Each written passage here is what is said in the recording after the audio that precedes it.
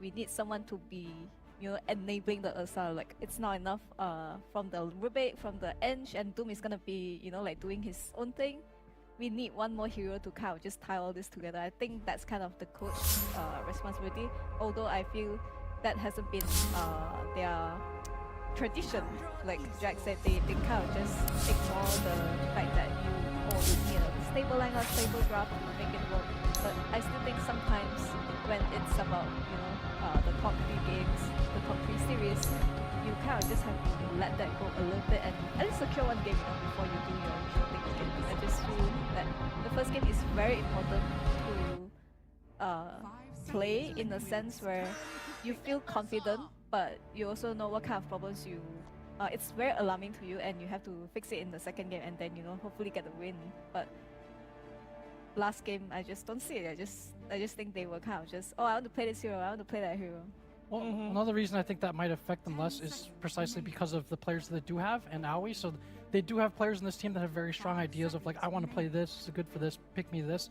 Whereas Curtis traditionally has been, I would say his strength is less even about the draft. It maybe doesn't have to be as much on this team. Like, I'm sure you remember, Roman, back in the forward days, Curtis was a master and expert at finding these little efficiencies, these little rotations, these little ideas, these little combinations, and that's his strength as a coach. Less so than like, hey, this guy has to do all the drafting for us. Yeah. So I think that affects them less. And so the first phase Timber, like Liqud has banned this hero out a lot, I think just because of the flex versatility, but in this case they're making a clear choice. I would rather play against a Timbersaw, let's say, even if it flexes to Netta, than play against a Broodmother, which is more of something that's like very much in his wheelhouse. And then we see from Liqud, this is the, I guess this was the Beast Coast counter during the group stage, right? Was. Timbersaw. It worked great too. Yeah. I don't know if you guys seen this anime, Kuroko no Basket, but there's this guy, the yellow dude. He's like, was it Kisariota or something? But he was like the best at copying other players' strategies. So he would like could just see what other players are doing and just like copy it right away. Because they see like this gym park is like playing SF, you know, and they're like, we can do this too. We can copy that right away. They see the game gladiators play ILS and they're like, we can do that too, and even better. And this is what they're showing us today in this series. It's kind of funny that they went for this opening. Of course, we have seen Pugna Storm be very successful as well. I thought maybe we're going to have another iteration of that. But yeah, the Shadow Fiend clock, very excited. More great for Beast Ghost indeed. They're Team Liqud, right? They're embodying the Morphling, be Every like water. single This is final. how they're playing this Team tournament. Liquid is And one I talked to game Blitz a away little bit yesterday, from and that was achieving that. kind of their approach coming in. It's like this tournament, we obviously you want to do well, but we want to use it to improve, try some different things. I think throughout this tournament, they've let a lot of teams sort of have their comfort picks and then try to figure out ways to play against it, which has forced them to increase their own versatility and execution as well. Because, you know, obviously with this tournament stakes for them, it's still very much a preparatory type of tournament. You want to be at your peak form when you're at Riyadh and at TI. So it makes a lot of sense. It clearly shows that they've been talking a lot about meta heroes right now. They're like, alright, Timber, here you go. What do we do against it? Historically, Shadow Fiend has been very good against him on lane, and we can pick it on the second pick so it can go mid or safe lane for us. And Clockwork is another good hero against Timber that can just like make sure he's down there for SF to hit him and use the raises. So, and it's the same approach they did in the last game against Doom. Like what has been historically good against Doom, it's been Aya. So what do we pick it with? There's a Lashrak. It's just very nice. Very cool to see that team is not like following any other like team answers, but they're making their own. Yeah, I think Tundra is kind of just targeting Nikkei's bank right now. They are thinking this SF should be mid, because I think historically 9 has played the Timber much more than Day 3. Just because in the meta, I mean like in this meta, just not like the previous meta.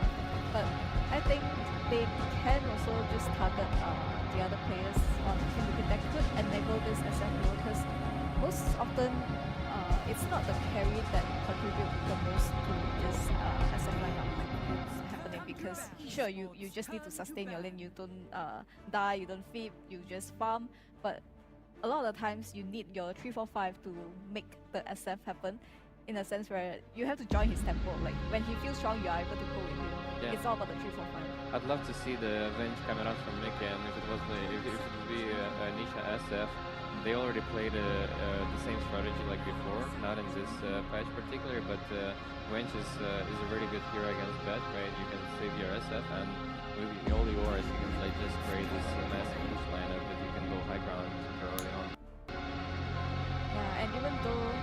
is like an armor hero, like he counters all physical attacks, but Wrench is one of the heroes that kind of take your strength away, right? Like she just need to press one spell and it lands on you and like lose 10 armor or something.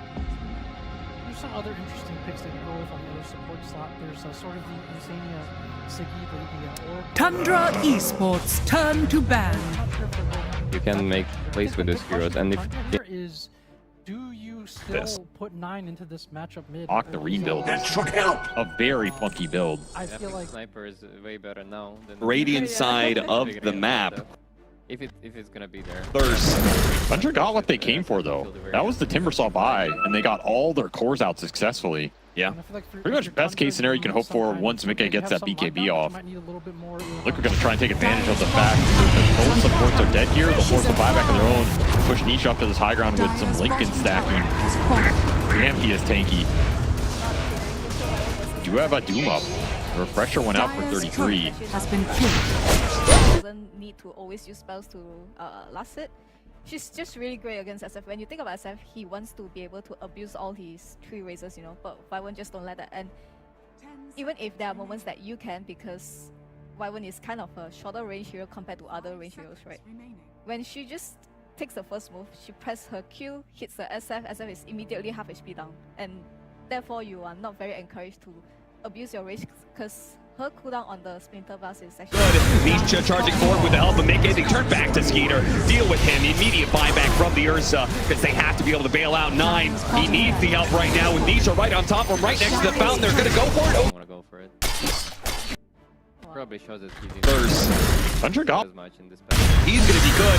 Nietzsche charging forward with the help of Mickey. They turn back to Skeeter.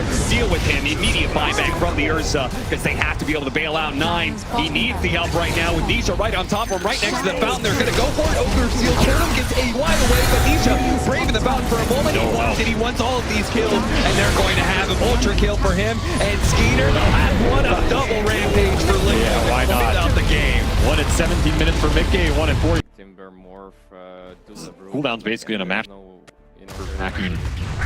Damn, he is tanky. but I think Liquid, Do have a Doom up. The refresher went out for Dire's 33. turret has been killed. Just keep on giving him more and more Lincolns. You have a lot to fight through. 2 at a time. When does Skeeter want to jump? The only question here. Dire structures are Sniper is not doing a lot of damage. Clip going to be used last second. Wind Wakering away. Nietzsche to the safety of the low ground. Refresh those Lincolns and go again. Now he's going to be jumping out of this and he's ready to go. Instant hex onto 33 Doom. Skeeter jumps in for Insania, but he's already healed up off the cheese, so he's going to be good. Nietzsche charging forward with the help of Mickey. They turn back to Skeeter. Deal with him. Immediate buyback from the Ursa because they have to be able to bail out 9. He needs the help right now with Nietzsche right on top of him, right next to the fountain. They're going to go for it. Ogre Seal Turtle gets a wide away, but Nietzsche braving the fountain for a moment. He wants it. He wants all of these kills, and they're going to have an ultra kill for him. Silencer, only the clock. Up with the extra. Money with Tundra got what they came for, though. That was the Timbersaw buy. From the Beast Coast. the second. Wind Wakering away. Nietzsche to the safety of the low ground. Refresh those Lincolns and go again. Or you can potentially. Ready to go. Instant hex onto 33 Doom. Skeeter jumps in for Insania, but he's already Is a difficult draft position. Cooldown's basically going to match the Timbersaws here. So you're not buy pipe. hacking. Damn, he is tanky. Do have a Doom up. The refresher went out for Dire's 33. turret has been killed. Nothing is. Ooh. I'm a little bit worried for Tundra here, guys. I don't know about you. Yeah, they need like the perfect last pick here. I mean, I don't know. Is there? I mean, I guess there's still like an anti-mage. I don't know. It feels like they again don't have that much like lockdown. No real initiation from the cores. So kind of a rock and a hard place. I think we've also seen like. I mean, they've so far picked a lot of things. Like the race thing type deal. Again, there's not that much synergy with this. The Pudge Band suggests that they're thinking of like the illusion route maybe, but I don't know. It's a hard draft for them to finish with both a strong hero and that doesn't care too much about 24s from Liqud and preserve some lineup integrity for them. Yeah, they think about PL. Yeah. If last game was anything to go by, though, Team Liquid, even if they have a strong early start, they'll take a while before they go high ground. Could it be that Tundra will just want to make sure that with their last pick, they are prepared that in that scenario, they can make a big comeback? Probably. They probably realize that Team Liquid doesn't really want to play the late phase, and they're pretty good at that. But they also have to get through the early phase right now. Their supports are not exactly that great against Liquid supports. Like I think Silencer just outlanes the Bat or the Mirana anyway, and the Clock just needs to, you know, like make sure the carry or the offlaner can farm and everything, and they just have to keep playing towards this SF. DK and my panel fall silent. Rezo shaking his head. Rezo, what's I up? mean, I'd much rather prefer them go for some anti-mage and try to delay the game and go for the late game. But Yeah. this DK, yeah, it gives them a stronger lane, but they still can get countered right now with some Necrophos, which is still in the pool. It's gonna be an amazing hero in this particular game. And as I also loves to play Necrophos, so Yeah, and they're just Necrophos kinda- can buy pipe too. Hmm? Just can buy pipe too and group around with us. yeah. Liquid is gonna have like a very strong timing, and Mhm. even if the game goes late, they'll still like DK is not gonna be the guy who's gonna be like a super out scaling the SF, for example, in this game. All right, so Zai has got his pick of the litter. What is he gonna play? Like almost any number of like pipe / Lotus Orb carriers. Oh, Woohoo! Or an Enigma? That's a good one too. You can also just buy pipe, and you have this strong Freeze. 25-30 minute timing, and after that, like you still have the perfect black hole combination. Yeah, and no one can stop this Enigma one can black stop it. hole. Yeah. And it's also really, really good against a hero like DK Jug that wants to play the safe lane and just sustain farm, you know, because you are Enigma on the off lane, you just deny one creep and the lane is always gonna push against you. There's nothing that the other side can do. Then they're just gonna lose a lot of farm against your Enigma. Percentage based mid pulls against DK also Yeah. very good in the game. I don't know. Team Liquid lineup is way better in my opinion. But we have a first pick, Timbersaw, who's a very confident hero. Is it possible that 33 just runs away with this game? How is his lane looking? I think they have like way better heroes this time around on Liquid to deal with the Timbersaw, and they have a lot of magic damage. They have a very strong lane, and he's not gonna have such a free game as I had in the previous one. yeah, and But I feel like Liquid even has a better scale this game too, so I feel like they don't need to be super pressured even to like. Yeah. So yeah, I like Liquid's draft as well this game. I believe in SF. I believe in Even SF. if We it's got a not little Gym bit. Park? Got a little bit more time now before the game starts. So if Tundra was to win this game, what has to go perfect for them, Aurora? Perfect. I think it's almost impossible for DK's lane to be perfect because of the Enigma factor. So I think Timber's lane has to be perfect. You're not great against the SF, but you can do it in a way where this Bat Rider is, you know, like messing around with the wave so that you get your wave at your tower and SF kind of just have to be forced to push the wave down your tower and you still get free XP. Bat Rider can go roam, go to the jungle, whatever, but Timber will get full solo XP. I think they basically need to destroy the lanes this game. They need to destroy the lanes and be taking all the towers behind Skeeter and 33 early on, get the blink daggers up, and then I don't know, hit some like mid-game timing where like they have an Aegis and they take a good fight. I think that's about it. Anything other than that, this game probably looks a bit rough for them. I agree. They have to win lanes, otherwise it's gonna be a really hard game. Okay, let's find out if Tundra can win the lanes and therefore the game of the second game of the series, or if history will be made and we'll have the third grand finals at a Dota 2 major with the same two teams, with Team Liquid joining Gaming Gladiators in that grand finals. We're finding out together with Cap and SVG. Well, it would be nice to be able to welcome history, but seeing the same two teams, I would almost hope for a different outcome. The Game of Gladiators just going to run away with this whole year. Is Liquid going to go into a grand finals again against them, or is Tundra going to be able to upset the status quo?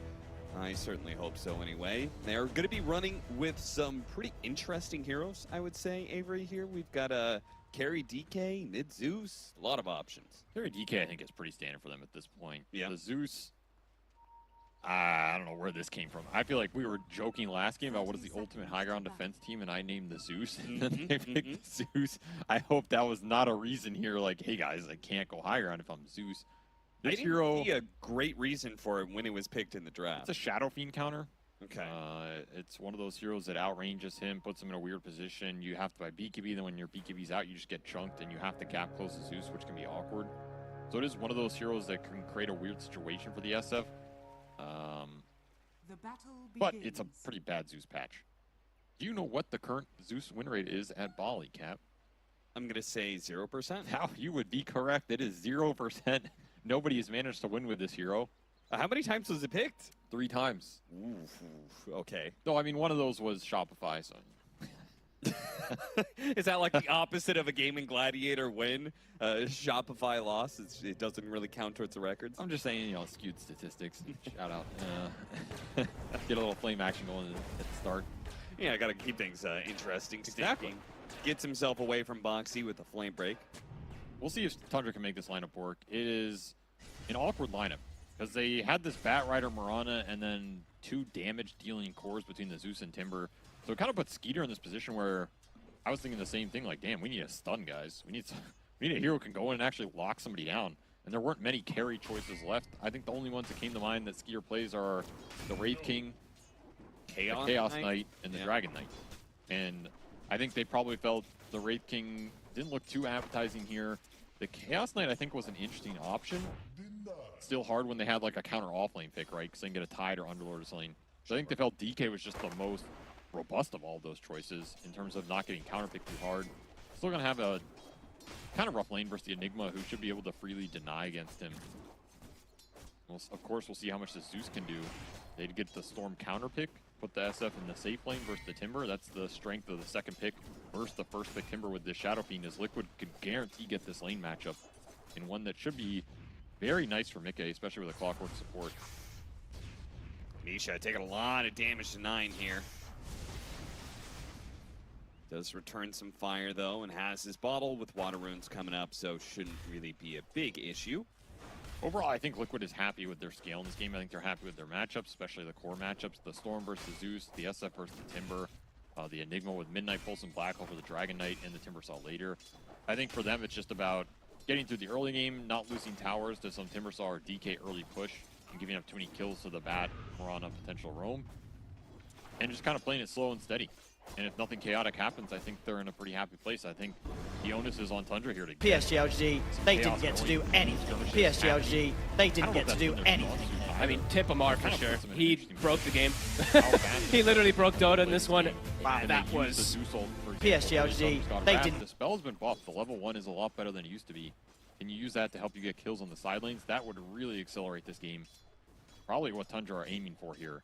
Yeah, Tundra has been good at playing some, like, more disciplined, methodical, you know, ratting, but not, like, going in and creating really chaotic team fights like you're suggesting. If this lineup were in the hands of, you know, a Beast Coast, for example, Sure. I think I'd have more faith. Okay, maybe this Timber Zeus just get out of control or something. In the hands of Tundra, I don't know if it's their style.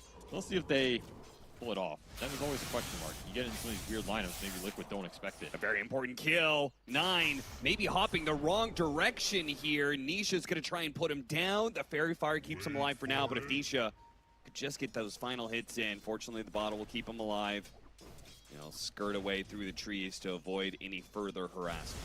Stick Charge Fairy Fire paying off here for 9 as he keeps himself alive. Not thriving, but surviving here in the mid lane. As Nisha takes full advantage of the Storm matchup. Just winning in the CS. However, Mickey is the one who is really playing ahead. Just laying in the Raze's top. Yeah, And this has is an hard impossible going. matchup, right? SF versus melee offlaner. Definitely not easy. That said, I think 33 is doing great in this lane, given how hard of a matchup it is, and the fact that I think the clock can even just run in and burn some extra regen early. Look at these guys. Just playing the margins here so heavily. 9, Nisha, support rotations on both sides. Boxy secures it with the flare. The old 80 damage flare. 9 did not expect it off the level 3 clock. Traditional build 210. He had stick charges. He did not pop them. Boxy, cheeky little first blood. Very nice gold injection for him on a hero that really uses it well because it just gets you to boost and boots, and then you're off to the races on the map. Nisha got his TP to base canceled, however. Oh, how did that happen? He just TP'd on the lane. 9 came back. We bolted him. Nisha did not expect it. He's going to have to walk the fountain and walk back here. Oh, man. That is rough. Yeah, that actually just brings the lane back entirely for 9. Yeah, now 9 gets to play versus neutral creeps. He's like, thank God. I can see us freely with this trash can of a hero. Not going to get harassed Without being attack speed slowed constantly by the Storm Spirit. It's like that gank never happened. Pulling the hard camp here. They're making really good use of this hard camp. It's part of the reason that 33 has had such a successful time getting CS. Tundra really played this top lane well. Most so much that he's actually going to try and challenge Mickey a little bit. It's aggressive. He's still tanky, though. And there's not a huge amount of threat that can come out as long as he has Timber Chain up. Skeeter take a lot of damage here. Yep. Dragonite with 2 levels of Dragon's Blood looks like he will survive, but not very healthy for it. Meanwhile, back over the top lane, the Cogs, maybe not quite what they wanted, locking Mickey in with the Timber Saw. That feels bad. That's a level 2 Starfall, by the way. The fact that AUI went for the 2-0-1 here, he reaps all the benefit. Yeah, that Cog was not doing you much favors. Kind of downside of the level 1 Rocket Flare, you don't have the level 2 battery to take these fights. Makes you a little bit weaker, and damn, has 33 gotten a fast start here. Vanguard already up. They just straight up won this Timbersaw lane versus the SF. Meanwhile, 9 is actually level 6 ahead of Nisha here. Might be able to get a kill on him. As a result, he does have some wand charges that might keep him healthy enough. The thing is, Tundra are happy to chase him here, because they're just going to force him off the lane. He's going to have to get this Bounty Rune regen up. Awkward map position for him, though. Yeah, he's going to kill Little Centaur to get 6. That'll help him out. That was another big opportunity for Tundra if they can convert on that kill. I mean, that was, you know, 9 dies, and he still had level 6 ahead of Nisha because he had to walk the base and back. That's how much he lost off that single TP cancel. Well, since they're here, they might as well gank Skeeter. Pretty tanky. Yeah, they'll get him eventually, though. And Nisha desperately needs the last hit. Liquid clear off and give it to him. That is the rest of his mana. So again, he will have to find some resource management here. No Pugna in the game, no Coddle in the game. This is just a naked Storm Spirit. Wisdom Runes come out, they get traded. Tundra probably happy about that one as they want levels on their supports to amp up this kill threat. Gonna have to be playing through the Timbersaw and the Zeus this game. 9 is going that phylactery build, so he'll be tankier, have a lot more single target burst damage, kind of become the de facto. I think Liquid are, they're feeling the pressure of this Timbersaw up here. He's about to hit 6. This is another potential kill on Mickey if they bring numbers or get a good flame break bounce back. Especially before he has level 6 on the SF and has that Requiem to defend himself. Matchup is not feeling as one-sided as it is on paper right now. Tundra has played those early waves damn well. That's why the rotation is going to come out from Liquid. You're going to pull their Storm Spirit up to this top lane. Think better of it, though. Storm goes back with the 8-minute power rune. Does not want to give this up. Like, generally, you should have rune control as a Storm versus the Zeus here. He will not get it, however. It is a haste for 9. That's a damn good one. Spot staking. Going to try and go for this kill. Only level 6, though. Nisha is probably going to lack in damage. Gotta be careful versus this Zeus haste rune here. And not use all your mana, you're just going to get chased down, and Zangy will pay the price as they bring the Timbersaw in to contest that. Tundra do not want to give any momentum to Nisha in this early game. Yeah, there's something about, I think all of these Western European teams show this trait of bringing big numbers to any potential fights that they see. Maybe it's just these early fights are worth so much that you need to be able to win them because the golden experience has been buffed up a lot. It's just the mid lane advantage. Yeah. None of these teams want to give up that tri-lane mid shenanigan that just rolls games over and puts you in a rough position. So how do you beat a tri-lane? By quad laning? Exactly. Just bring more. That seems to be the answer. I'm surprised nobody's tried it versus gaming. Just tri-laning from the start. What are they going to do? Fox is going to watch Skeeter farm here. Yeah, it's a nice view he's got. Watching the Hand of Midas slowly be built up. He's going to go for it now with level 3 Battery Assault. Not going to catch up to him in time. They do have the Silencer cutting across, but a lot of supports. 9 is here, and this is a dangerous spot now. Skeeter is going to be more than healthy enough to tank through this one. 33 even joining in the mix here again. Tundra bringing all their heroes to a potential fight, and they'll be rewarded with 3 hero kills. That's way better than they expected. They were a bit tentative there, and then I think once Skeeter says, yo guys, why are we afraid? This is some 950 HP Enigma with no earn charges. They just go in. They just clean them all up. 33 getting really active in this game, straight back through the gate to top, so he does not lose much time. The benefit of the offlaners being involved in these fights this patch, you can just choose either side of the map to be on. Yeah. And a much stronger early game for Tundra this time around, and with a draft that needed this early game to be better. And not start falling behind with the Zeus lineup. That'll be Phylactery done Radiant's middle tower as is 33 under continues to attack. power up, and he has some stacks waiting for him too. So this triangle has been stacked by Tundra. A lot of levels sitting there. They can eventually go and claim it. Winning lanes and having stacks ready to go, it's going to feel pretty damn good. Liqud has nothing there. Just gonna have to rely on it the old-fashioned way with Mickey clearing through camps with Mask of Madness, and the Enigma picking up the slack with the Eidolon push bottom. Dire's I middle don't know, this tower type of game is pace under feels solid for Tundra. Radiant Just because the Storm has not found anything, and they're clearing through the stacks right now.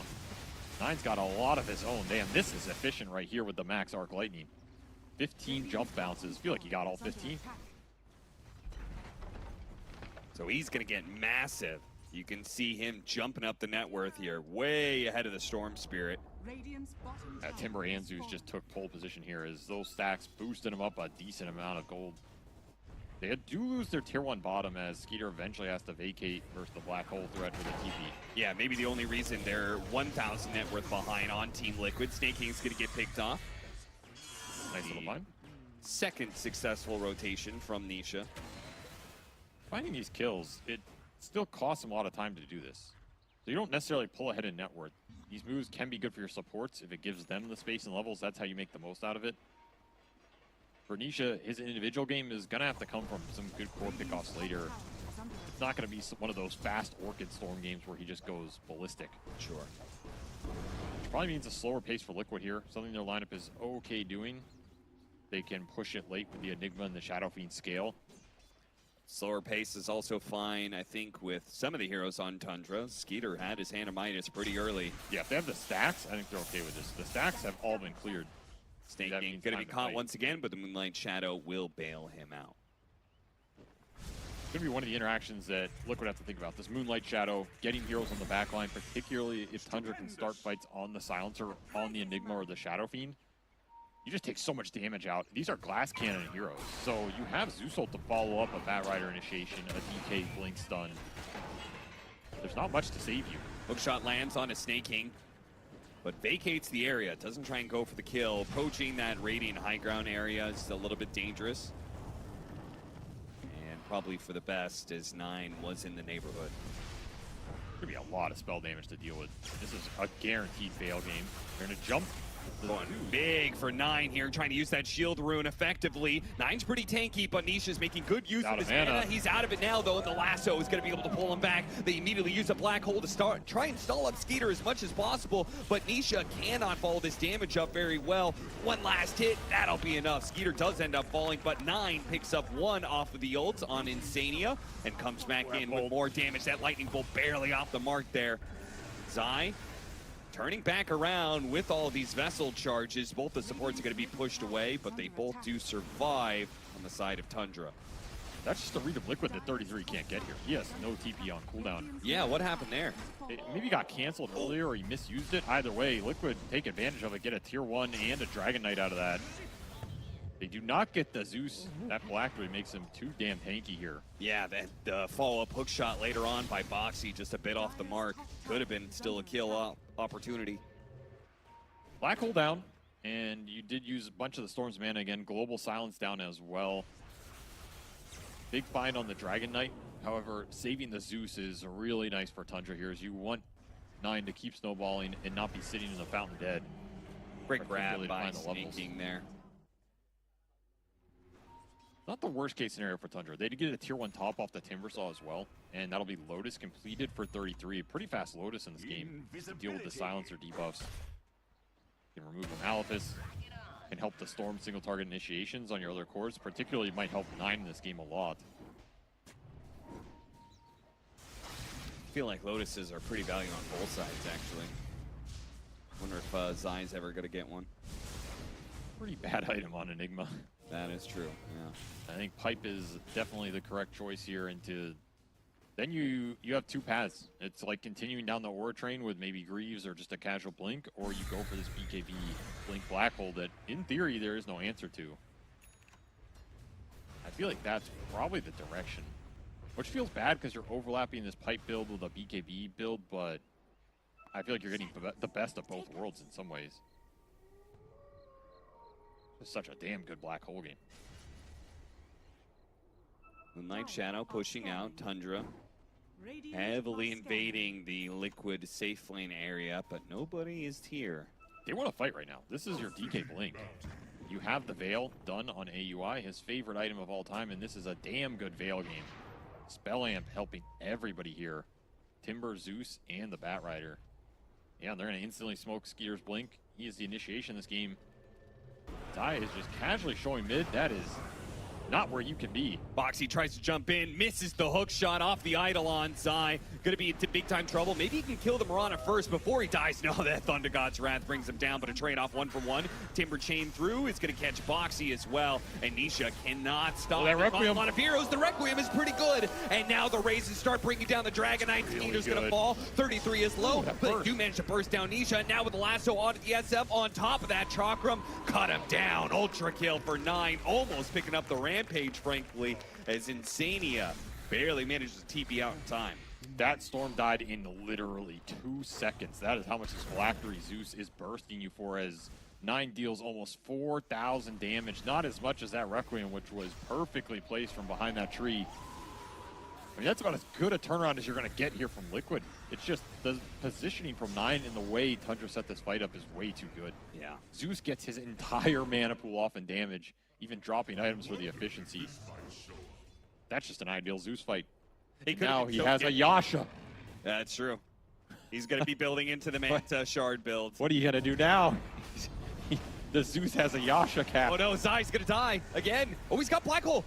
Maybe he turns this around, actually, with the Eidolons out. Oh, got it. There goes the Black Hole. They're going to lay into the support. Zai is burning. He tries to leave the flames, but he falls to AUI anyway. I feel like Tundra are okay with that. They get the Enigma for 2 supports and a Black Hole. Sure. And all their doors are farming. I mean, your Yasha Zeus just cleared through a huge ancient camp. Again, the stacking has been insane here for Tundra. Yeah. It's, I guess the advantage of Bat Rider and Mirana, both of them mobile enough. 11? Yeah. How's it even possible? You must have had every double stack on the triangle in the early game. Yeah.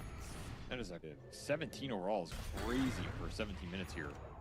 And it has helped Tundra push towards these mid-game items. I mean, what is 9 going to do? Is this actually just straight Manta?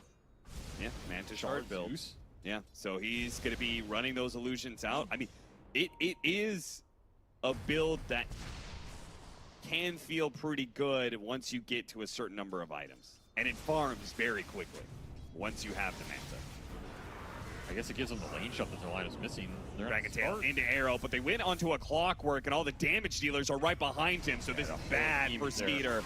They may need a secondary carry in 9 because at this rate, Skeeter dying in every single one of these engagements. Lasso doesn't last long enough. Nisha, dodges Wrath. Dodges from the jump from Nisha, and he has just enough power to be able to kill the Potom, but 9 is still out here, still a menace to Team Liquid. They're going to try and chase him down. Remember, no Black Hole in this fight because it was used top earlier, so 33, he feels very confident, maybe too confident. Requiem right on top of him. 1 raise, 2 raise, and a third is going to bring him low, but 33 is still alive, but he falls eventually, just kited out for too long. And these Requiems from Mickey, they have surprised Tundra both times, and it has paid off and salvaged these team fights. Honestly, I feel like Liquid are falling behind to the Zeus damage here, even though Nisha outplays that Thunder's God Wrath, finds the extra Potom pickup. It's still so much gold going into 9's bank. Like you said, he gets that shard online, Manta already done. He is so big. Even has Grofo for some extra spell amp if he can get some right clicks off. This Zeus is going to be a big, bad god that Liquid are going to have to deal with. And their gap close is limited to the Zeus. Did he even get dodged there? I don't even know. It looked like he took no damage. Maybe he just popped some healing. Maybe he healed at the same time or something, popped his wand. Didn't even look like he dodged it. I mean, this is a hero that I don't really think of Mickey on, right? Like, but he is showing a lot of proficiency with it, and I guess some of that is probably just going back to his days as being both a mid laner and a carry, and going back to Heroes of New Earth as well. I don't think of Mickey as a shadow. You were at that TI. He was playing at mid that whole TI. I mean, he only has 27 games in total. That was the tournament where he really brought it out. I mean, he seems very comfortable on it now. Yeah. Silver Edge completed. Going to be able to break the Dragon Knight, another gap close mechanism.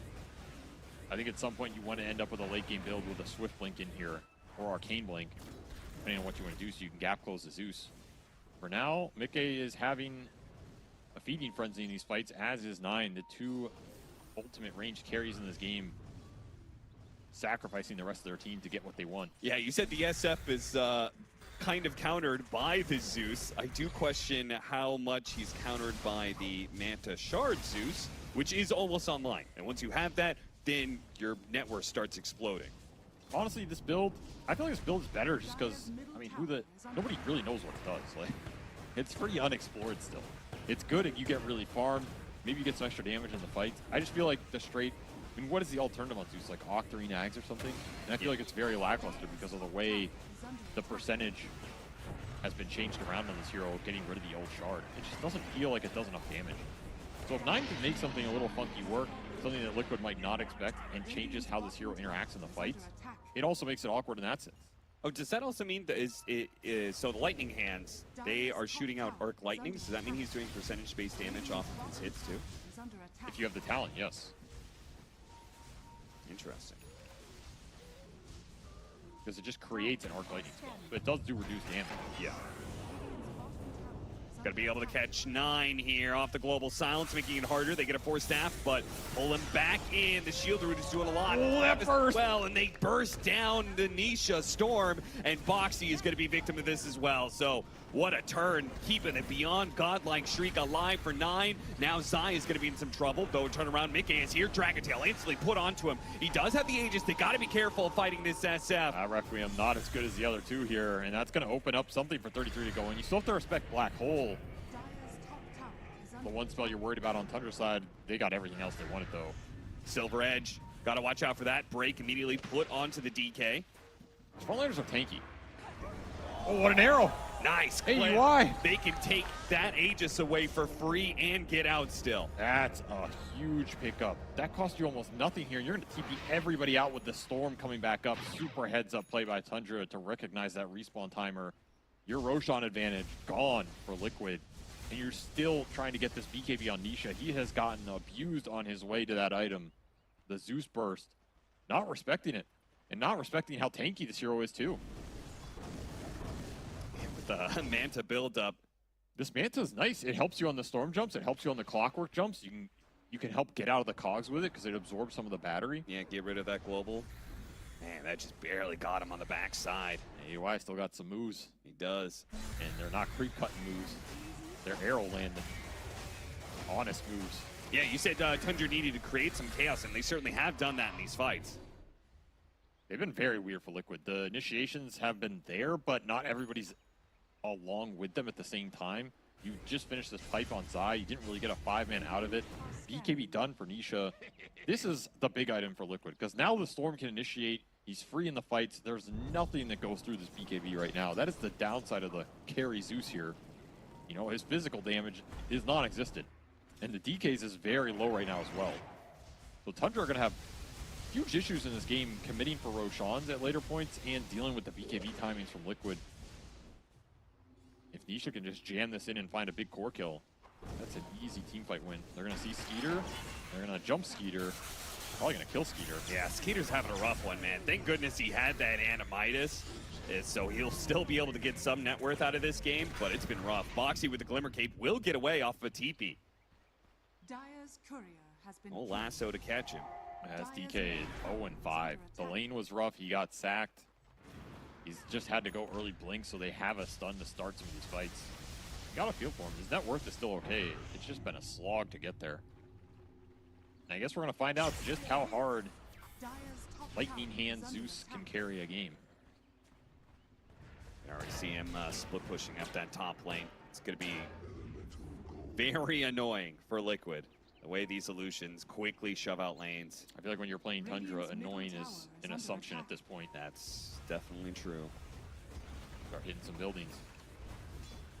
Lincoln's done for Mickey, so that single stun in the Dragon Knight and the single stun in the lasso that Tundra really rely on to lock down heroes. Not as effective anymore.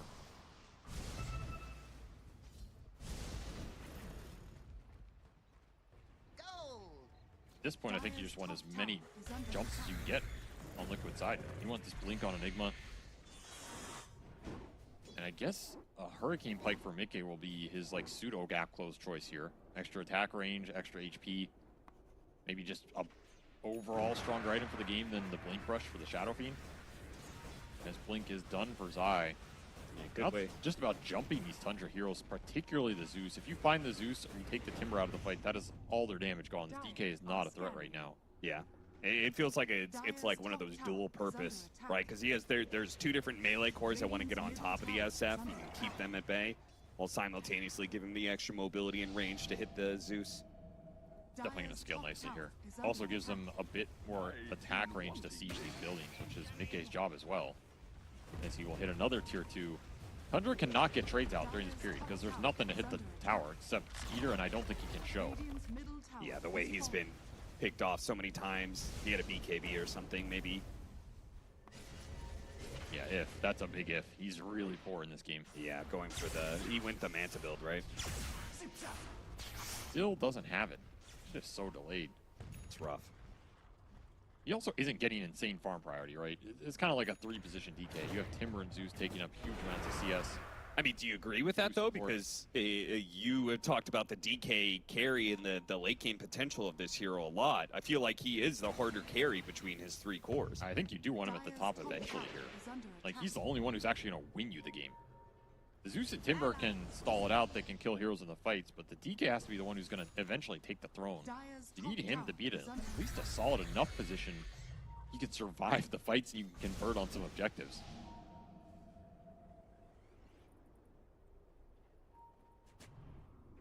Light Shadow looking, finds nothing. This game has slowed down a bit. Both teams looking for their big core items. Trying to continue to scale in this game. There's the Hurricane Pike complete for the ASAP. Niche, or excuse me, 9 is completing his as well. Liquid TV now bottom. They're looking for the fight down here. I think they're going to get found first. Oh, that Malefice. The Malefice before the lasso can come out. And now Snake. He got 2. He's going to die. And the Black Hole managed to grab a couple there with the Global Sounds covering it. Nothing to be able to stop this. The Black Hole doesn't ensure 33's death. Nisha's going to show up. They quickly deal with Skeeter. Requiem goes down, pushing away all those illusions. Meanwhile, Snake King is still being chased by Nisha. Actually doesn't give a damn about Snake King, apparently. He just wants to slow down 33, who missed the Timber Chain and will die as a result of it. Oh, that's going to feel awful. Snake King did manage to slip away from Nisha. But otherwise, 3 for nothing with all those big teamfight spells being put to use by Team Liquid. Truly a game of inches. If Snake King gets that lasso off, that's a completely different fight. Yeah. The fact Zai drops the pulse on the camp, sees him and gets a Malefice. I guess he saw him off that dire ward, so Vision playing a big factor here. Yeah, Vision for both sides was up. Yeah, that was a really nice Radiant Obs to try and set that up for Tundra. And just perfect spell placement from Liquid. The Silence Global to cover the Black Hole here. No Bolt can come through. Once again, Skeeter cannot find his impact in these fights. As Skeeter desperately needs a BKB. Like every single time they see him, they target him. He just needs Ags as well. Yeah. Help the tankability go up. That's true. And the BKB timing from the Storm, there's just no answer. You're just going to have to survive his mana unless you can jump Nisha first in this game. Which means you need Moonlight Shadow, you need Thunder's God Wrath to give you the vision for the DK and the bad initiation. No blink on this Bat Rider yet either. It's a defensive build in the Pavis plus the Force Staff. It limits Tundra's initiation power, puts even more onto the Dragon Knight here, which just seems impossible. And yeah, Insania pushing towards a Refresher first after that Force Staff. Double global. It's going to be effective this game. All these Tundra heroes need to cast spells. Again, not having a big right clicker here means Silencer has way more impact than he should. What's better than one global? Radiant are Apparently scanning. two. Heart for 33. He likes his hearts. Yeah, he just needs to find a way to draw more attention to himself, because it feels like Nine and Skeeter are the ones being chased down, chased away in a lot of these fights first. This item is a double-edged sword in this game, though. First, the Midnight Pulse. That is true, yeah. It's nice, though I wonder if it's actually the most effective HP versus the Enigma versus the Shadow Fiend, who's going to like chunk you down before the armor stacks come up, versus something like a Shiva's, for example, or some Octarine build. It's a very interesting pickup this game. If he survives the Black Hole in the Midnight Pulse, it's going to look great, because then he can regen it up and go back in the fight second round. I think that's the idea here from Tundra. They're just going to have to outlast Liqud's damage and outlast their cooldowns. Tundra just aggressively pushing in all the lanes. They know they're giving up Roshan right now. Tonight, Roshan for Liqud to claim, as that is Aegis for Mickey, which means now you can threaten the base if you get any sort of little advantage or fight going your way. And Cheese for Nisha, double the mana pool with this BKB that's untouchable. Terrifying. You're about to have double global as well. Insania has found a decent amount of farm in this game. Yeah, he has. That is something else that can cover the storm, even if somehow he gets caught before BKB. You can just double global, bail him out, pop the BKB, turn the fight. Scale coming online for Liqud, and it's very scary. Satanic for the demon here. Yeah, they have a really hard time. Like, a lot of their damage against this SF is kind of poke. I really don't think they're going to be able to full-in commit 100-0, which means that Satanic is going to be all the more effective. Satanic is just great for Zeus in general. It always has been, always will be. It is hard for Zeus to fight through double HP pools. So you just run out of mana, straight up. I guess the Zeus build is like a hybrid right-click build. He does have Hurricane Pike. He has an Enchanted Quiver. He's going Kaya Sanj next, right? Yes. So the Zeus will be able to, I guess, deal some... I'm surprised it's not Kaya Yasha, damage. because the attack speed is pretty important when you go this. Well, he has a Yasha in the Manta. Oh yeah, that's true. I forgot. So you gotta respect the Trident build up here. Yeah, yeah. We'll have level 20 as well, which means you get that huge Arc Lightning talent. Yes. That's a big one. That adds a lot, because it doubles out the percent base damage that he's doing for both him and his illusions. Because right now his illusions are doing 1% per hit. Will jump up to 2.5. On top of, like, obviously the damage they do as illusions, plus the nerfed Arc Lightning damage. This is Zeus, right? This talent. Like, this is what makes his hero viable still. Yes. 12% burn on every Arc Lightning, every 1.6 seconds, and the ones that you're proccing off your right clicks. That adds up fast, particularly on a hero like Shadow Fiend, who's sitting at 3,500 HP. What is that? An extra almost 400 damage per Arc Lightning? Pretty nasty, especially if you can reduce the cooldowns even further going into the late game here. Zeus heating up, hitting his timing here. Is it going to be enough to repel Liqud or deal with the scale? Because BKB is eventually going to come out on Enigma. That refresher's done for Insania. You're going to have more scale coming out on the Storm Spirit as well. This is such a scary lineup to fight late game. And once more, the high ground defense of Tundra is put to the test.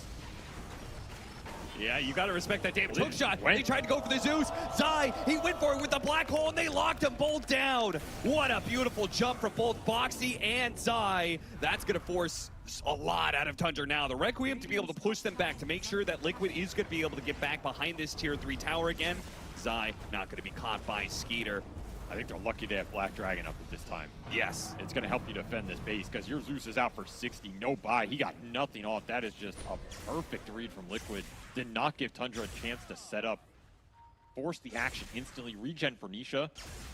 As he's keeping it going here. You did use both globals, Black Hole and Requiem, so all the ults are on cooldown for Liqud. Just going to let the Aegis do the work here. I have to imagine no Black Dragon means this is, you're definitely giving up this lane of barracks. They're going to make it difficult for Liqud, but you cannot fight without the Zeus. You have nowhere near enough damage. Nice aggressive force staff here. Lasso, but boy, that Bat Rider dies fast. Nisha jumping on to 33 now, who has to jump away with the Timber Chain. A buyback on the Bat Rider, but Mickey will complete that full lane of barracks. Sticking around for a second. Feeling very confident. Yeah, I guess with his minute Aegis, he wants to put it to use. Maybe they just feel like even if the Zeus is up, they can take the fight. But this is Black Dragon plus the Zeus respawn. Arrow will miss a little bit here. Tundra do not want to let them get out. I don't know if they have a choice. And they will respect 9 respawning here. Damn, they got a lot off that though. Snaking by, full lane of racks. Zeus killing the base as his Aegis expires. Shadow Fiend is almost level 25. See what Mickey decides to take as he's working towards that Swift Blink, and I think that's a game ender right there, because you're just going to be able to blink in with Satanic, Hurricane Pike on this SF, and go to town. Yeah, and especially when you already have such great jump from Boxy and Zai, and now you're going to have Nisha jumping in with a Scythe of Ice. They spot the Zeus, they jump the Zeus, they control him, and he's just going to fall. There's no way they can really save him. There's only so many Force Staffs that can protect you. It's just overwhelming damage in 1 or 2 seconds. Yeah. You're not going to be able to react. Hex on Nisha as well, so the guaranteed lockdown between him and the clock is there for sure. If you show for a second on 9, you get jumped, that teamfight might just be over. I mean, you have 4 staffs to bail him out. They have to be instant from Tundra. They have to be ready in incorrect position with the supports. Another Tormentor gets stolen here. That will be Zai's shard. Extra Eidolons.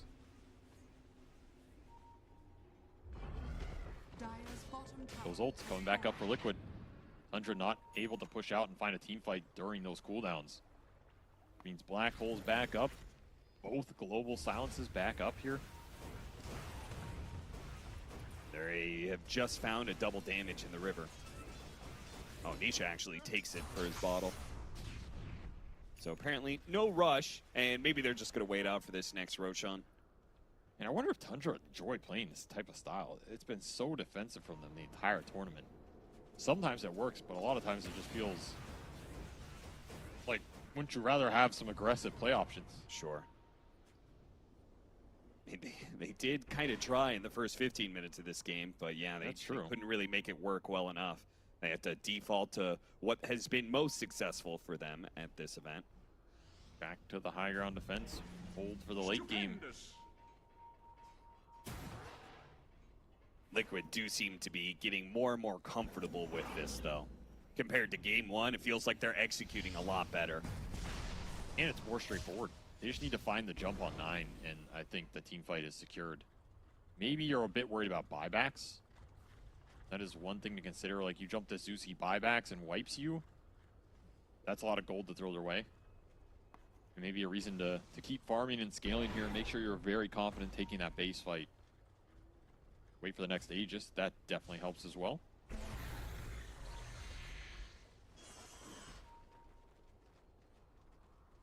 Nisha pushing towards an Ags. So if you get an AoE Vortex in this game, that also helps. As you're just going to pull people into the hook shot, into the cogs, into the black hole, into the Requiem. Yeah, they've got a lot of AoE ick. You cannot clump on Tundra in this game, especially once that item comes out. And once more, Tundra they're just in their base waiting for a throw to happen. Okay, looking for anybody from Tundra that's going to show themselves. And they do actually push out, get the lasso onto Boxy. So, small little pick here for Tundra, something to work with, and maybe something that will allow them to get out on the map. Got a global silence out of that as well. Oh, it is low cooldown with the talent. I don't think it costs Insania too much. Will be an opening here to at least push some lanes, get some more farm on the map, not fall too far behind. Their cores are still very farm. It's just what happens if Liqud find the jump. In the 2 seconds that they can jump in Black Hole and Requiem, I don't feel like your heroes and your net worth are doing nearly as much as Liquid's are here. You need longer fights. You need it to get drawn out. You need the Zeus mana pool to go to work. That means living through the initiation, which so far has not been possible, though BKB finally finished for the Dragon Knight here. Yeah, it's been a long time coming, but he got there in the end. It has been a journey for Skeeter in this game, 0-6. He has found his footing at last. It will be a tanky Dragon Knight in the fight. Let's see if Tundra are able. Do you think they should contest Roshan? I mean, they're so set on this high ground defense. It'd be a shame to try a Roshan fight, lose that, and kind of lose the game off of it. It does feel like if you give it up, though, Well, they're certainly not going to be doing it now without snaking in the mix. I think your best chance to win this game is if you can contest Roshan. So if you have an idea of how to do that successfully and you can win that fight, it is your best chance to win. That said, contesting the Roshan is definitely way more difficult than holding high ground in terms of figuring out how to accomplish that. Mickey's going to run through the ward sentry, but they spot 9. Once again, the wards are in the same spots for Liqud and for Tundra, but Liqud are able to take advantage of the ward easier. Dire's middle tower He was in no man's land. Yeah, he was. That's not your base, son. Probably just wanted to farm some neutrals, spread his illusions out. But Liqud give Tundra very little respite. Also, Liqud stacking some martyr plates here. Yeah, I saw that. We've seen some more of this item. Just the 25% magic resist alone is pretty damn decent in this game where Tundra are all magic damage. Just a lot of extra HP, particularly on the clock when he goes in with that, plus the Glimmer. Yeah, I wonder what the interaction is with them being activated, like 2 different ones at the same time. Oh, arrow! That catches Zai. Not able to jump after him, though, because all their damage is on the Zeus. And their jump on the bat is also dead. You're going to have to wait out these cooldowns. Liqud are not going to wait. Nope, they're going to go straight for 33. See what kind of damage they can do to him. While Mickey focuses on the buildings here. 15 seconds left on the Zeus. Well, they found Saking on the side. Stop his initiation and get out. Yeah, it's just a free lane of racks. Good call from Liqud. Disengaging nicely. Now they can go back to that Roshan. Now it kind of feels like Tundra have to contest that Rosh. With 2 lanes of barracks down, this may be your final stand. Yeah, I agree with this smoke. I don't think you can just play for high ground defense versus the Aegis and another Ags it's going to be on this Roshan as Nisha completed his, so Liqud are going to be able to throw this on somebody else here. Could be the Enigma. Could be the Shadow Fiend. And Tundra, you're going to have to fight through the vision here. Yeah, Liqud are not going to get caught inside the pit. Boxy positioned himself. They jump him for Skeeter. Immediately going to be Scythe of Vice, but he is the tanky target. Pops his Manta, pops his BKB. He's okay for now. Mickey actually jumping in pretty aggressively while Zai is being harried constantly by 33. They're trying to deal with that black hole threat before it becomes a line. Nisha does manage to get snaking while the black hole is going to be put to use on 33. Mickey gets on top of him, hits the Requiem with the BKB, and they just landed the Timber Saw. He is tanky as hell, but he'll fall eventually to this overwhelming damage. Meanwhile, 9 is going to die to Nisha. The stun comes out just in time, and 9 stays alive. Also important that he stays up. He is so much of their damage. They're actually doing this. They just got through all of Liquid's ults. The Storm has no buyback. They're going to leave these heroes behind. No, they're actually going to jump in. Mickey went for the kill, and he doesn't quite get it onto 9. Now he's sitting here fighting for his life with the Satanic, but he's got so much damage. The buyback. Scepter buying a little bit of time. 9 has so little resources. Snaking, another stun, another arrow. Lasso back in. 9, can you do the damage to finish off? Kill a Mickey's god. To do it now. He's Satanic. They try and fight. No, Mickey's healing up now. 1 versus 4 practically. He needs to get away from this Chakram, though. He's running low on resources, and Tundra, they stick He with will the go down fighting. It brings down Snake. If he does. Mickey's fighting for his life, and he will finally fall, but the damage is intense. Instant buy. Insania will try and clear what he can with Zai coming in through the side. He stops 9 CP away. He gets him with the Malefice. He's going to fall. Hurricane Pike won't save you now, son. 33. Does have buy if he wants to rejoin this. He could. The Shadow Fiend is returning, though. He is, and he's big, and he's bad. He's laying damage into your AY. soul. 3, 4, 5 shots. That's all it takes. It'll take plenty more to bring down 33, though. A buyback from 9 now being employed. Skeeter over here on the side. That was his buyback, too. Cannot afford to die on the Dragon right now. As 5 buybacks committed for Tundra here. He's going to hide off the edge of the map. He's going to look for a Roach Steal, potentially. This is a bold play. I mean, you got to play for a win here. You got to play for a massive turnaround. Really Nothing would be bigger than taking the Aegis away. God Wrath scouts out the pit. It's going to be a little awkward. The time he's going to be blind for this one. He's stunned, shows up, blinks away. He wants none of that. Hand of Midas on an Eidolon. Skeeter, you absolute goon. It sends a message. Might not be able to get the Roche, but I'll take your summons. Put it in my pocket. God will claim your Eidolon. Get away. He's going to get something out of that pit. Man, what a team fight. That was honestly so well played by Tundra, because that is an impossible fight, right? Mickey just sits there. He's a literal god. And they still get 3 buybacks out of Liqud and an almost wipe. That is an impact move if I've ever seen one. The ultimate message. You know Liqud had some respect for that play right there. But this all goes down, leaving Tundra with no buybacks. And Liqud, they can kind of choose what they want to do here. They got to brave the high ground with that extra life on Mickey. Oh, they definitely are. There are no buybacks up for Tundra. They expended 5. You find anything here on the side of Liqud, and you have all your ults up to do it, you're really happy. Especially since the turnaround threat in this game doesn't exist. There's not the physical damage on Tundra to run it down the other way. Mickey has almost 4,000 HP after devouring that Ags.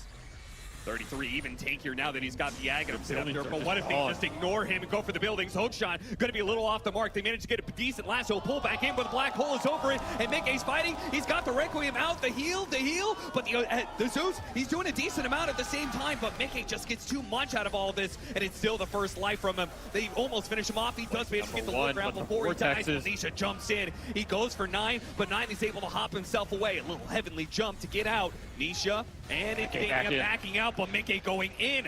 Immediately the Yule Scepter out from 33. He'll deal with the melee, and they jumped onto 9. That's his last life? That is his last life. And he goes down with an 1800 crit from Mickey. GG is called. Liqud will 2-0, and once again, for the 3rd time in a row, it's going to be Liqud matched up against Gaming Gladiators in a major finals. As good as Gaming has been all year, this Liqud team has been just behind them, right? They're at literal shadow in all of these majors. Props to this team for getting top 2 3 times in a row here. That is no easy feat as well. And they've done it through the lower bracket every time. Even more impressive, every time their back's against the wall, they push up and find some footing. And for Tundra, I mean, hey, they had a stand-in. AUI has to come out of retirement. No easy task there. They had a very solid tournament run. They were probably the most annoying team at this event for sure. They can hold their heads high in that regard and almost pulled this game back with a Revenant's Brooch right-click Zeus at the end. That's some style, at least, for 9. Pulling every trick out of the hat to try and win this one, but it's not enough. Team Liqud is way too formidable, and they'll get a 3rd chance to bring down the reigning champions here. Is that the charm? 3rd time's the charm, or is Gaming Gladiators going to be back-to-back major champions? It's been a hell of a tournament so far, and looking forward to seeing the conclusion, the grand finals that is going to be coming up soon. But first, we got to get some words from Team Liqud on their performance here against Tundra. Managed to get Liqud into sticky situations time and time again. So let's go to the main stage with Snare. We are here on the main stage. Bali, give it up for Team Liqud, who are yet again in a major grand finals. At this point, it's getting boring, OG, but it's really good to see you guys play. In this game, did you expect Lightning Hand Zeus? Was that the build that you were anticipating happening from 9? No. I honestly haven't seen it in a long time, so I didn't really see it coming, but it kind of makes sense. You know, we have Global, he wants some sort of dispel, so the Manta kind of makes sense, I guess. Well, one of the things that keeps happening at these events is that Western Europe is dominating, but also, you know, it's an international affair. You guys clearly have stolen some strats from the side of Beast Coast, right, with the Gym Park Shadow Fiend. Can you talk to us about other perspectives of Dota that you've learned from this event, from the rest of the teams here? I mean, we get inspired by every single team that we play against and see. I think nobody here is like here without a reason, so obviously they have good ideas. You just need to find the opportunities to use them. Yeah, 100%. We stole this from Beast Coast and Gym Park. Even when we picked it, it was like we were saying Parker during the draft. So like, yeah, no, I mean you have to. There's a lot of cool stuff happening out there, and you know, I'm glad we got to play like a real Dota game, in my opinion. You know, like SF versus Zeus. It's like kind of honest matchups. Yeah. Well, you're going to be going up against Gaming Gladiators again, and most of the time that you guys play those games, they usually tend to go the distance. So talk to me about this. How is the team managing fatigue, given that you're playing early, you're going to be playing again, and you might be playing long games against them as well? I mean, I told you last time, upper bracket is for... All right, I get you. So one more thing, Insania, because you need to go practice right now.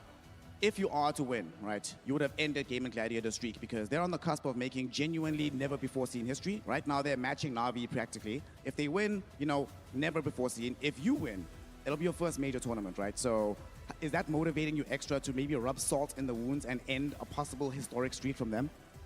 Yeah, absolutely. I mean, we've been craving to beat Gladiators for a long time, so if we can do it here, that'll be amazing.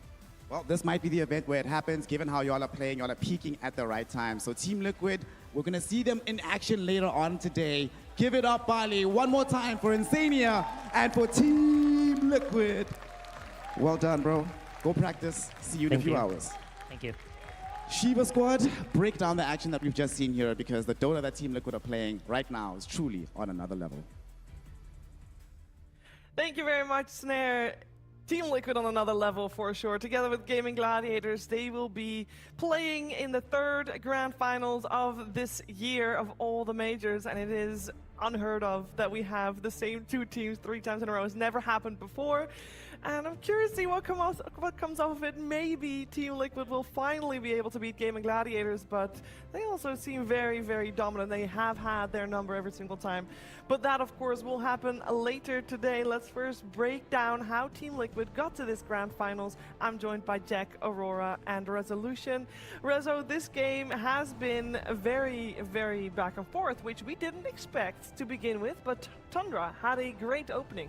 Yeah, I mean, I think it all comes down to 9. Like this guy, you give him last pick sniper, counter pick, he goes like 0-4, but you give him Zeus and he gets counter picked by a Storm, he goes like 10-1. So, I mean, this he was holding this game for a long time. I think Liqud did not expect that much damage coming out of Zeus in those early fights. That's why, you know, this game was like kind of even for the majority of it. But still, like, because Liqud lineup is so much better, I think they can come out on this, and especially like Mickey, what an outstanding performance on Zeus, on Shadowfin as well. Like, he's been just like, last fight he was 1v5 and he was doing like very good. That 9 Zeus showcasing that phylactery burst early on. If there's one team that makes use of new items like phylactery really well, finds ways to get them a lot of impact, it would be this team. But I want to give a lot of credit, obviously, to Liqud. The whole, you know, like water approach that we've talked about, they just ran 2 entirely different strategies. They had some tempo pressure lineup that they run with, and then they went kind of the opposite direction and drafted more scale in this game. And, you know, we talked about the hero of this tournament being Morphling. I feel like not only have Liqud done so well against hero, but they have embodied the Morphling as far as this tournament have gone. They see something that they like, a strat from Beast Coast or any other team, and they say, we'll replicate it and we'll be able to pull that off as well. So really nice execution from them this game, just kind of weathering that early pressure from 9 until they could eventually scale and take over, which is what we were afraid of coming into the draft. Yeah, and I just want to commend Zyve because every game I see, right, no matter what he plays, he knows where he needs to apply the pressure, and he's not just the kind of offlaner, you know, just, oh, I have to apply pressure in my lane because, you know, I'm the tree, I'm the strongest core right now. You guys have to come to me. He's not at all that. He just recognizes sometimes you have to be the one that your team comes to you, but sometimes you are the one that has to go to your team. And it's so good that his Enigma didn't just sit in the lane and try to say, oh guys, we can only fight when I have pipe. But no, he literally went mid with his vessel and he's just, you know, collapsing on the mid lane tower, and he knows that 33 has no TP, so that's why they know that they are very confident they will take the fight there, and that has been the biggest fight of all that allowed Team Liqud to just snowball from there. Yeah, and of course the silencer protecting Zai's black holes frequently as well, so credit to Insania for that one. I mean, Liqud is one of the better teams at utilizing their timings very well. They know exactly when their timings are, and they know exactly how to apply them. So him translating to the mid fight, it was like you know, an amazing sort of performance where he used his timing very well. He took a tower out of it. He took a really good fight, and that's like what, like these little edges that they use in these fights, in these games, that you know, that's why they are in the finals. It is why they are in the finals. Tundra, they gave it their all. We did not credit this draft enough going into it, but we saw what they were planning on doing here. It is incredible that they came top 3, especially with the stand-in Jack. I know AUI is world class, but still it requires some adaptation from every single one of the players. Yeah, whenever you have a new player, it's nice to be able to have a TI winner, though, just kind of step in and play one of your support roles, right? So once again, credit to them. They played really well throughout most of the tournament. And then even in these games, like, they showed a lot of fight, right? They were down, first game was 43-8.